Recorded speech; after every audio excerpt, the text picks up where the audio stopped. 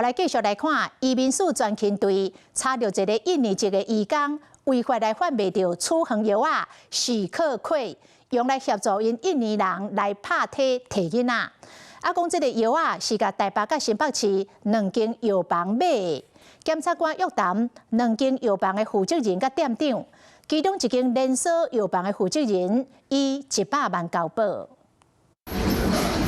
表情嚴肅，紅帶去地檢署。這兩個人分別是連鎖藥局的負責人甲店長，疑似是牽涉到違法販賣，互人盜摕處方藥啊。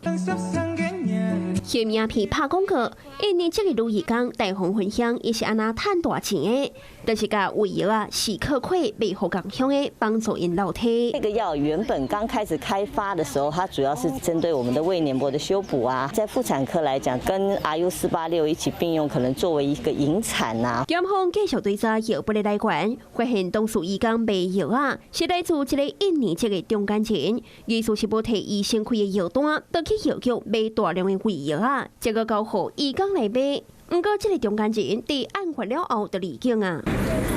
連鎖藥局西洋的負責人是台大藥學系畢業的高材生，2015年創立連鎖藥局，